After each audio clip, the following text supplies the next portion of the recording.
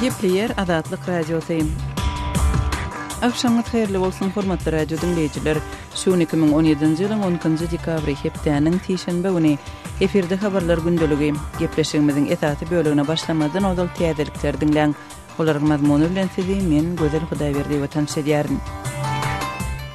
Ortaýatyň media gözegçiligi edýän Roskomnadzor döwlet agentligi Ýurdun Adalet Ministrligi tarapyndan islenilmedik diýilip oglan edilen guramalaryň web saytlarynyň el ýeterliligini çäklendirip başlady.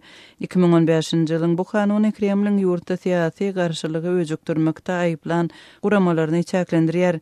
Roskomnadzoryň resmi web saytynda 10-njy dekabrda çap bolan maglumatda ortaýatda islenilmeýän diýip oglan edilen guramalaryň maglumatlaryny ýaýradýan web saytlaryň el ýeterliligini çäklendirmek hakynda baş prokuraturadan talabyň goşanlygy aýdylýar.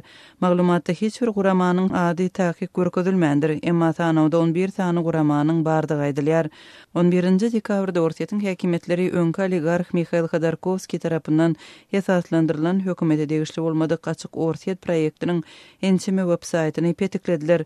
Gurama düýbe ortaýatdaky bölüminiň ortaýat häkimetleriniň düzen islenilmeýän guramalaryň sanawyna girmeýänligini aýdýar. Ortaýatyň Olimpiya komiteti ýurdun gyşky olimpiya oýunlaryna gatnaşmagyna doping bilen bagly gerilen halkara gadagançylygyna garamazdan öz sportsmenlerine ak pata berdi.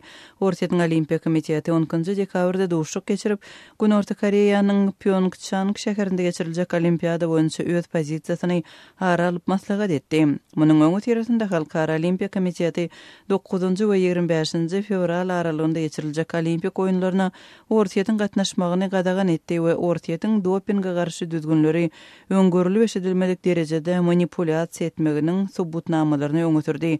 Emma Halkara Olimpiya komiteti ortaýatyň sportsmenleriniň olimpiadanyň baýdagy bilen çykyş etmegine mümkinçilik töretdi. Kremliň matbuat wekili Dmitri Peskov ortaýatyň prezidenti Vladimir Putiniň ortaýatyň Olimpiya komitetine goldaw bildirýänligini aýtdy.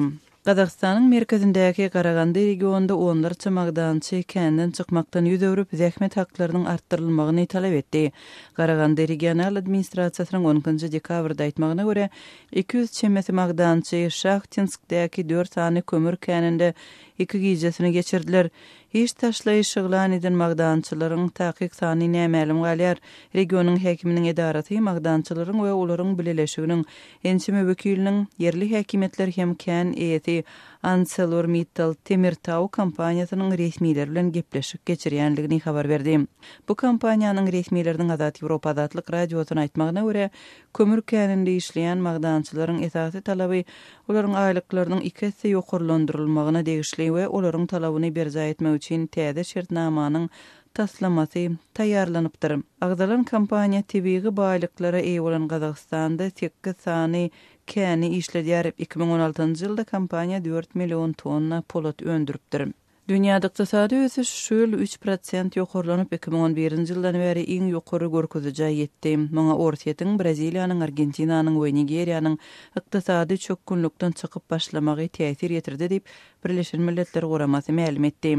Birleşen Milletler Guramasynyň global ösüş boýunça 1-nji dekabrda çap eden bu ýyllyk hasabatyna görä ösüş Hataýyň we beleki Aziýa ýurtlarynyň dowamly görkezijileriniň hasabyna emele gelýär. Hem ykdysady çökünlüligi başdan geçirýän ortaýatyň we beleki ösýän uly ýurtlaryň ýagdaýynyň gowulanmagy hem global ösüşiň 3-den 1 bölegini emele getirýär. Birleşen Milletler Guramasynyň baş sekretarinyň ykdysady we sosial meseleler boýunça orunbasary Liu Zhenim ösüş bilen bagly öňe güdüşligi has ykdysadyýetyň makullanýan alamaty diýip adlandyrdy. Ortaýatyň nebit girdejesine bagly ykdysadyýetine nebitiň 2014-nji ýylda aşyp pesagaçan global nyrklarynyň häzir ösüp başlamagy täsir etirdi. 11-nji dekabrda Brent Premium çyg nebitiň bahasy Londonda 2015-nji ýyldan beri iň ýokary derejesine ýetdi we onuň bir barreli $65 satyldy. Awstriýanyň adatynda şeriýagdaýlar boýunça resmiýetleri ýurdun tebigi gaz karhanasynda bolan güýçli partlamada bir adamyň wepat bolandygyny we 18 adamyň ýaralananlygyny habar berdiler. Gyzylhaç Guramasynyň matbuat wekili Sonia Kellner Awstriýanyň Slovakiýa bilen serhedine goly ýerde ýerleşýän Baumgarten şäherinde 10-njy dekabrda bolan partlamada 18 adamyň ýaralananlygyny Awstriýan press agentligine aýtdy. Awstriýanyň gaz importynyň esasy çatrygy bolan karhanada partlamanyň döremegine sebäp bolan ýagdaýlar barada habar berilmedi. Hormatly radio dinleýijiler, siz günün käbir täzelikleri bilen tanyş boldyňyz.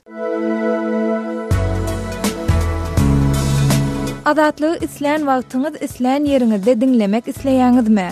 Munuň üçin SoundCloud tilsiminde Adatlyk radiosyny tapyň we ýazylyň. Adatlygyň maglumatlaryny ilkinji bolup dinleň.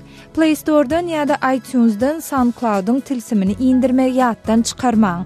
Adatlygy SoundCloud tilsiminde Adatlyk radiosy ýazyp tap bilersiňiz.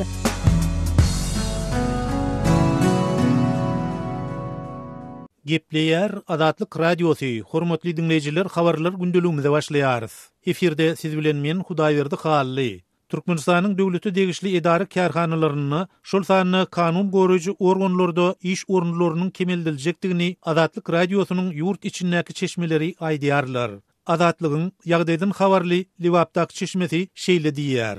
2018-nji ýylyň ýanwar aýynda Liwap welaýatynda Müň çemesi polisiýa işgärini wezipesinden boşadýarlar. Beýleki edara kärhanalarda hem iş orunlarynyň kemeldilmegine garaşylýar. Pensionerleriň işden çykaryljakdygy ýa-da olar razy bolsa, onda olaryň ýarym aýlyk hakyna işlediljekdigi barada gürrüňler bar. Türkmenistanyny, şol sanyny Liwap welaýatyny ýurdun içeri işler ministrliginiň işgärleriniň sanynyň azaldyljakdygyny Adatlygyň başga da bir çeşmesi tasdiklady. Emma ol işden boşadyljak işgärleriň sany barada häzirlikçe anyk maglumatyň ýokdugyny hem sözüne goşdy. Ol şeýle diýär. Türkmenistanyň İçeri işler ministrliginiň Liwapdaky we ýurdun beýleki welaýatlarynaky ýerli departamentlerinde iş orunlarynyň kemeldiljektigi aýdylýar. Bu çäräniň beýleki bölümler bilen bir hatarda esasen İçeri işler ministrliginiň jenaýat agtaryş bölüminde amala aşyryljakdygyny, hatda bu bölümüň doly ýapylmak ähtimallygy barada hem gürrüňleriň bardygyny agdalýan ministrligiň käbir işgärleri aýdýarlar.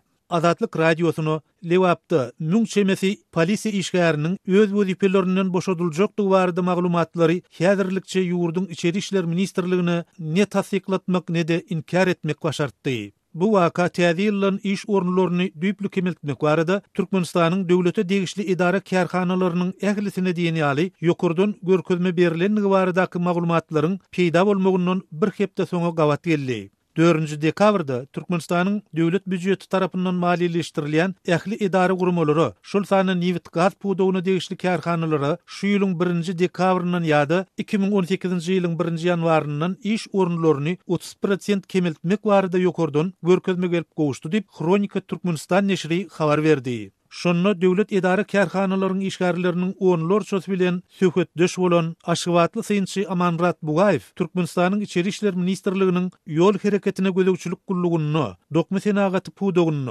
şol sanyny Aşgabatyň gündegorundaky dokma fabrikini, Daşowuz we Bayramaly şäherlerindäki çigit ýagyny öndürýän zawodlarda işgärleriň sanynyň kemeldiljektigi barada duýduruş işleriniň geçirilendigini aýdypdy. Mundan öň has taky 14-nji noýabrda Türkmenistanyň Newit gaz we suw hojalygy puduklaryny degişli edaralaryň azynyň 6 sanynyň işgärlerini 2018-nji ýylyň ýanwar aýyna iş orunlarynyň düýpli kemeldiljektigi barada duýduruş berilendigini Adatlygyň ýerli çeşmeleri habar berdiler. Gal berse de, noýabr aýynyň 2-nji hepdesinde Türkmenistanyň bilim, saglyk saklaýyş we medeniýet pudugynaky edara kärhanalaryny degişli pensiýa ýaşyna ýeten işgärleri işden boşatmak hakyna görkezme berýän teklip hatlary uradylypdy. Türkmenistanyň döwlete degişli edara kärhanalarda iş orunlarynyň kemeldilmek tejribesiniň soňky aýlarda gaýtadan güýçlenýänligi ýa-da gurrun edilýän görkezmeler we bularyň sebäpleri barada ýurdun media serişdelerini häzir çenli mesele gozgulman gelýär.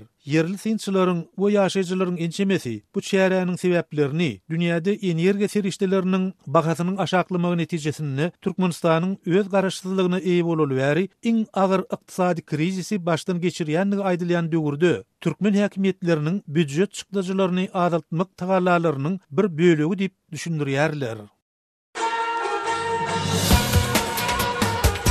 Öz sebitingizde bolýan wakalar barada azatlyga maglumat bermek isleseňiz, bize hat ýollaň. Metbuat email belgisi gmail.com. Siz suratlaryňyzy we videolaryňyzy hem ýollap bilersiňiz. Azatlyk siziň şahsiýetiňizi gizlenlikde saklar. Siz bolan wakalar barada maglumat beriň. Biz hem habar bereriz. Metbuat email belgisi gmail.com. Gepleýär Azatlyk radiosu. Siz habarlar gündeligimizi dinleýärsiňiz. Aşgabatdaky öýünden tutsak elbäk edilen aktivist Galina Kucheryenko gyzy Valeriy bilen duşuşmak ruhsat berildi. Bu barada Azatlyk radiosyna 10-njy dekabrda Erden Valeriy bilen bilelikde Galina Kucheryenko'nun Aşgabatyň eteginde saklanýan ýerine baryp gaýdan Aşgabatly grajdan aktivisti Natalya Şabunskurun berdi. Haýwanlary goraýjy aktivist Galina Kucheryenko'nun 15 gije gündizlik tutsaklyga höküm edilip, Ardu owasyndaky ýöreýtileşdirilen tutsakhanada saklanýanlygyny 1 dekabrda Türkmenistanyň Kronikasy neşri habar berdi. Galina Kucheryenko 7 dekabrda öýlerini tanadylmadyk adamlar tarapyndan Aşgabatda öýünden zor bilen ekidilenden soň onuň ykbaly bir näçe ýylyň dowamynda nämälim boldy. Türkmenistanyň Kronikasy neşri haýwanlary goraýjy Galina Kucheryenko'nun öz goňşularynyň şikaýaty boýunça tutsak edilenligini, olaryň zinanyň öýünde saklanýan itleri we pişikleri bilen bagly hapaçylykdan zeýrenenligini habar berdi. Maglumatda Galina Kucheryenko'nun 7 dekabrda suud edilenligi bellenýär. Galina Kucheryenko bir näçe ýylyň dowamynda Aşgabatda öýsüz haýwanlary goramak, olaryň häkimetler tarapyndan guramaçylykly öldürilýänligi hakynda maglumat bermek boýunça aktiv iş alyp barýardy. Ol ölümden halat eden haýwanlaryň bir näçesini öz öýünde saklaýardy. 7 dekabrda ejesi bilen bilelikde öýünden ekidilenden soňra Aşgabatyň polisiýa bölümlerine azatlyk etrap suudyna alınıp barılan we 50 manat möçberinde jerime salynyp günüň aýagynda boşadylan Valeriy Azatlyk radiosu bilen söhbetdeşliginde öýüne baran adamlaryň Galina Kucheryenko sütem edenligini we ony güýç bilen ekedenligini gurrun berdi. Onuň sözlerine görä hususy jaýyň gapasyny döwüp giren we özlerini polisiýa diýip atlandyran 8 çemet adam öz atlaryny aýtmandyr. Olar hiç şeýle resmi kagys hem görkezmändir. Aşgabatly aktivist Galina Kucheryenko'nun gorawyna halkara kampaniýasy alınıp barylýar. Diplomatik wekilhanalarynyň bir näçesiniň türkmen tarapyna ýüzlenip düşündürüş soranlygyny Türkmenistanyň Kronikasy neşri ma'lum etdi. Adam hukuklaryny goraýjy halkara guramalary Türkmenistanyň häkimetlerini Galina Kucheryenko'nun howpsuzlygyny öpçün etmäge, saklanýan ýeriniň üstüne açmagy destine we şert goýmazdan boşatmagy çağırış etdiler.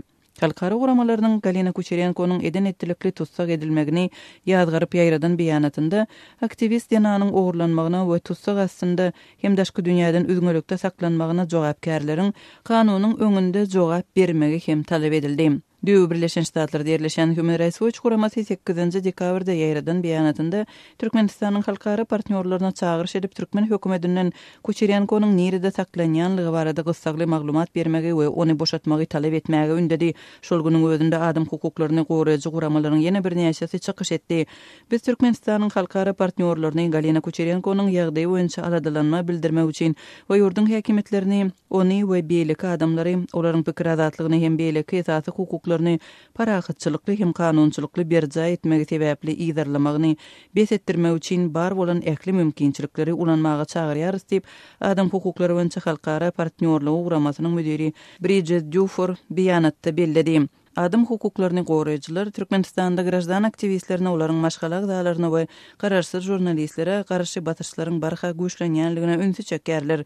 Diňe soňky aýlarda grajdan aktivisti Natalya Şabunsa Azatlyk radiosynyň habarçysy Soltan Açylowa sosial ulgamlaryndaky aktivist Galina Vertikova we adam hukuklary boýunça Türkmen inisiatywasy guramasynyň müdiri Farid Tuhbatulynyň ejesi Halida Izbastinowa Türkmenistanda gysyş görkezildi. Azatlyk radiosynyň habarçysy Sapar Mehmet Nibethuliyev 2 ýyldan gowrak wagt bäri tutsaklikda saklanýar. Öz sebitiňizde bolýan wakalar barada azatlyga maglumat bermek isteseňiz, biziň Facebook hasabymyzda ýazyň. Bizi gözlegi bölümine Azatlyk radiosu ýazyp tap bilersiňiz. Siz suratlaryňyzy we videolaryňyzy hem ýollap bilersiňiz. Azatlyk siziň şahsiýetiniňizi gizlinlikde saklar. Siz bolan wakalar barada maglumat beriň, biz hem habar bereriz.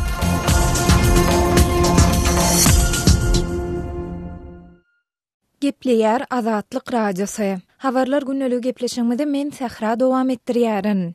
Türkmenistan öz bitaraplygynyň 22-nji ýyl dönümini belleýär. Türkmenistanyň bitaraplyk statusyna eýe bolan döwletligi Birleşen Milletler Guramasynyň baş assambleýasynyň 1995-nji ýylyň 12-nji dekabrynda dünýäniň 185 ýurdunyň goldamanynda kabul eden rezolýusiýasynda görkezilýär. Türkmen mediasynda bu senäniň ähmiýeti aýratyn nytalýar. Eýte bitaraplyk bayramçylygy ýurtda nähil bellenýär we oňa halk arasynda nähil garaýşlar bar. Biz bu barada Aşgabatda ýaşaýan ýazyjy we Amanmurat Bugayev bilen söhbetdeş bolduk. Bir taraplık gününe men doğrusu bir yurtta din suni berilýär, hem de bir bayramsal konsertler berilýär, şeyler aklatlar var. Yani umuman bir taraplığın özünün mani, mazmunu näme, muňa bir aýratym bir düşünüp baran oklar. Meselem Edil Suwun Türkmen telewizionynyň Türkmen Owazatly telekanalynyň bir taraplyga bagyşlanyp ýürüýte gepleşik berildi. Ol başga da gepleşikler berildi. Şu gepleşikde meselem halk artisti ýa bolmasa at gazanan artist diýilen atlar dakynan adamlar çykyş edýärler. Bir taraplyga şolaryň düşünşi şeylerek ählisi şowurlarda diýerler. Biz bir tarap döwlet sulçyny bizim ýurdumyza beýleki döwletlerden meden delegasiýalar gelýär. Bizim bir tarap döwlet bolmamyz üçin beýleki döwletlere aýdymsal konsert programmamyz bilen gidýär. Şolun bir taraplyk näme ýene gaýry näme şol düşünşi oňda sebäbi bir men edil olan özünden gözle oturmakda günäni bizde şol umum bir siyasi kopkun edilýär. İslendik we siyasi renk berilýär ondan. Şo zatlara bir halka düşündirilýär baran ok bir taraplyk näme biň aňyrsynda näme ýatyr. Türkmenistan'dan maşana mana garaşynýarlar bir halkyň düşünşe şeýleri bir Mawran bilen düşünüp barýan adamlar ýok. Amanmurada siz ýazyjy we belli bir derejede taryhçy hökmünde aýdaýsaňyz, siziň pikirinizçe bir taraplyk Türkmenistana we onuň halkyna näme getirdi? Bir taraplyk elbetde bir gaty gowzat, bir dawa jenjele uruş hareketlerine ýene gaýra goşulmazlyk zatdyr. Bir taraplikden edilýän talap ýöne ternäse kynanyrjam bolsa men dürüjlük adamsynyň nukdaý nazaryndan şuna baha berjek bolaýyn. Bir taraplygy bukunup bir topardatlar çäklendirildi. Meselem Ester Darganyň soňra aýtdy şol Türkmenistan 95-nji ýylda bir taraplygyny alandan soňra türkmen ýazgylarynyň ýene gaýrylaryň öňkü eserin şäherinde ýa-da dünýä derejesinde döredilýän bir guramalary ýene gaýrylary gatnaşmagyny gadagarlyk girdildi. Näşünýärler bir erkin dörejiligi ýene gaýryny çäklendirmekde, bir hukuklaryny çäklendirmekde bir taraplygy bize ullanýarlar. Elbetde ýöne Türkmenistan döwleti bir harby bloklara zatlara goşulanyp, gowat başga bir üýtgeşik bir zada gözmeyip duranok ýokun bolmasa bir umuman bir regionda şo bir tarap döwlet görýärse beýleki bir tarap döwletlerde amal edilýän Ženewada ýene gaýrda geçirilýän çäreler zatlaryny şol zatlar bizim höwes edýär. Bizim döwletimiziň, milletimiziň adawraýynyň ýokarganmagynyň tarapdary haýp bize ýa düşünen oklar şo döwlet derejesinde ýolbaşçylarym ýa-da düşünmek isleýän oklar gara bir taraplyk muny ähli taraplyň adam hukuklaryny çäklendirme hökmüni ullanýan ýer juda kän. Ýene bir redaksyonlyk täsir edýär. Amanrada Aşgabatdan gepleşigimizde gatnaşyp beren maglumatlaryňyz üçin köp sag bolun. Sizem sag bolun, işiňiz rawat bolsun. Gepleýär Azatlyk radiosi. Gadyrly dinleýijiler, Azatlyk radiosi türkmen raýatlarynyň haýyşlary esasynda olaryň prezidenti öz problemleri barada arazlaryny eşdirip bilmeklerine mümkinçilik töretmek maksady bilen hormatly arkadagatly ýürüýte rubrika başlaýar. Bu rubrikasyny siz öz kynçylyklaryňyzy beýan edip, olary efir arkaly eşitdirip, şeýle de Azatlygyň websaýtyny, sosial ulamlardaky sahypalaryny çap etdirip bilersiňiz. Siz öz hatlaryňyzy Azatlyga hat üstü bilen telefon arkaly biziň ýerli habarçylarymyzyň üstü bilen ýetirip bilersiňiz.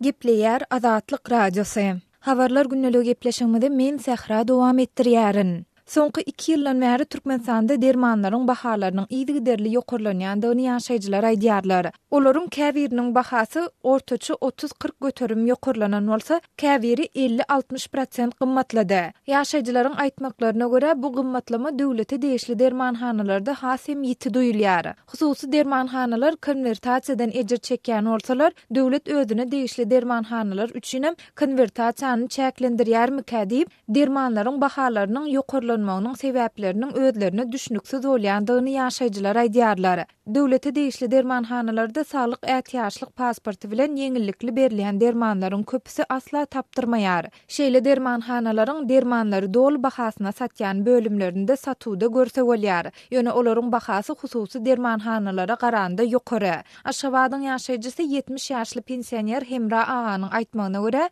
döwlete degişli dermanhanalarda agryny azaltýan Bebenak tabletkasynyň 10 dänesi 50 manat bolsa, Aşgabatyň Altyntäç atlandyrylýan hususy dermanhanasynda 3 manada satylýar. Kardio aspirin tabletkasynyň bir utusy döwlete degişli dermanhanada 7 manat, Altyntäç hususy dermanhanasynda 5 manat. Kaptopril dermany döwlete degişli dermanhanada 7 manat, Altyntäçde 4 manat. Glitsin dermany döwlete degişli dermanhanada 12 manat, Altyntäçde 7 manat diýip Hemra aýdýar. Berdeňidäki Halkara Göz Keselleri Institutunyň dermanhanasynda 69 manada durýan Medaxol göz dermanyny hususy dermanhanada 27 manada satyn alyp bolýandygyny hem ol sözüne goşýar. Ozal 1 manada durýan Validol dermanynyň bahasynyň häzir 4 manada çenli ýokurlanandygyny, Kuka atlandyrylýan mazyň ozal 4 manat bolandygyndan häzir 8 manada çykandygyny hem ýaşaýjylar belleýärler. Dermanlaryň bahalarynyň ýokurlanmagy käbir dermanlaryň bolsa gyçylygy duýulýar.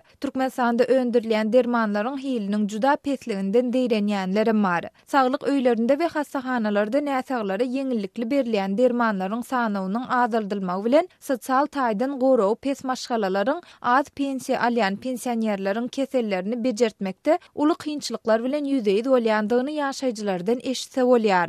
Dermanlaryň gymmatlamagy, azyk önümleriniň bahalarynyň aşa ýokurlanmagy sebäpli geregiçe imitlenip, geregiçe bejerge alyp bilmän kesellerini ötüşdürüp, düşegi baglanýan adamlaryň sanynyň artmagyna getirýär diýip ýaşaýjylar nygtaýarlar.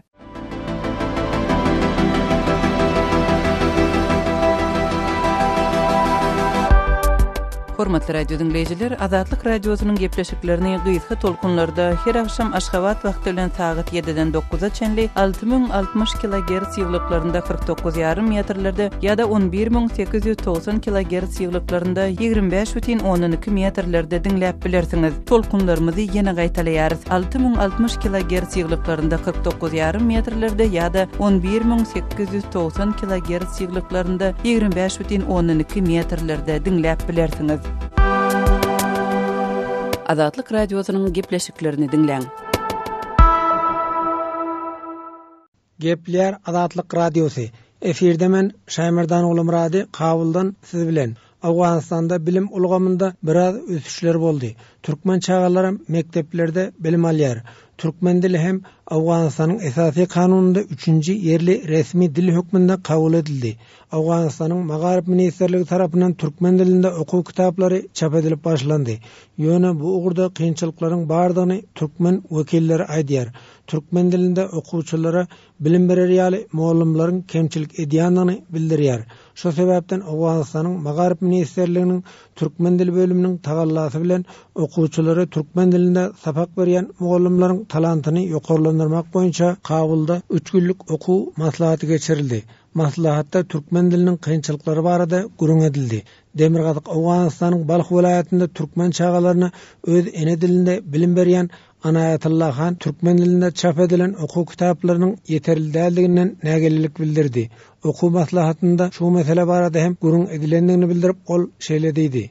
Men Balx Dowletabadyň Naxçırabat obasyndan. Näme wezife bilen meşgul bolýarsyň? Men şo ýerde şo ýatlanan gyşlagda bir mälim il çağalaryna bilim berýär. Kabula gelipsiň, näme maksat bilen geldiň? Kabula gelişimiň sebäbi şol boldy. Cumhuriyet Islami Afganistan tarapdan Türkmeni 3-nji derece dil berip, her raýat hakly diýilipdir öz ene diline talim bilim alsa. Türkmenlere de şuny 6-njy sınıfçaly türkmen dilinde de kitaplar çap bolan. Ana şol kitaplaryň rahnamay mälim şondan bir ulgalar ýani mälim şondan bir talim çağalaryna düşündirir ýani bir şol rahnamay mälim kitabyny bizler nazardan geçirmek üçin şo Orakşaba Kabul geldi. Naxçırabat obasynda mektepde türkmen dilinde okuwçylara bilim berilýärmi? Hawa bilim berilýär. Gyýy jagatlara da, oglanlara da iki teamde yani günü iki bölüp ertir bölümünde oğlanlara ve peşin bölümünde kıysalara talim beriliyor. Oku kitaplardan hem kemutçılığımız kanda bulara vaat ettiler. Bilirse oku kitapları oğlanların ellerine yetkirer deyip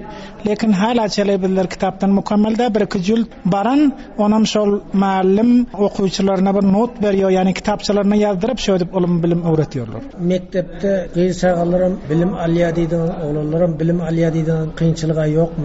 Men Türkmen halkımdan şonçalık dilgerlik bar. Sağalarını bir endada barandan soň bizim guzaranymyza gerekdi. Bir de kömekleşsin diýip şonu alyp galýarlar. Şol alyp galmaklyk bilen ol nemat sawatdan bir bahra galýar çağalar. Azatlyk radiosyny dinleýärsiň. Azatlyk radiosyny dinleşligimizde de problemlerimiz bar. İnternet diýen zatlarda bizlerin bir agahlygymyz hem ýok. Alam habaryny eşitmeklik üçin diňe tikilip oturmyş radiomuz. Azatlyk habary bizler şu öz ene dilimizde paxş bolasa dinleýärsak diýenimizde şu FM mawşdan tapyp bilemiz ýokda. Şonu FM mawş bola deneger paxş bolasa bizlere köp asançylygam boljak. Onu dinläp alyp şondan maglumatlarynyň hile faýda da hasyl eder diýip şoňa düşünýän. Türkmen dilinde de gepleşikler. Gepleşikler Türkmen dilinde. Hormatly radio dinleyijiler, şunuň bilen habarlar gündeligimiziň şu günkü sanyny geçirip gotarýarys.